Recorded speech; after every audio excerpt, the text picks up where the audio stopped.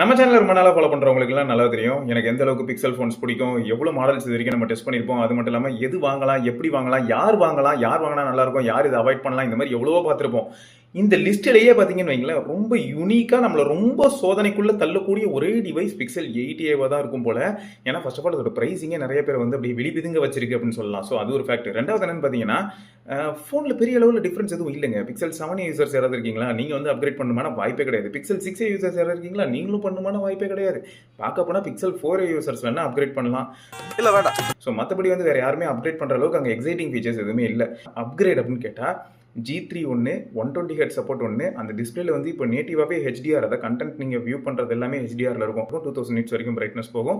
So இதெல்லாம் தான் பேசிக் difference. ஆனால் 8A வந்து கையில் பிடிச்சி ஹோல்ட் பண்ணுறதுக்கு நல்லா இருக்குது. இதெல்லாம் ஒரு பக்கம் இருந்தாலும் நம்ம கண்டிப்பாக ஆகஸ்ட் மாதம் வரைக்கும் ஃப்ளிப்கார்ட் ஆஃபர்ஸ்க்கு வெயிட் பண்ணலாம்.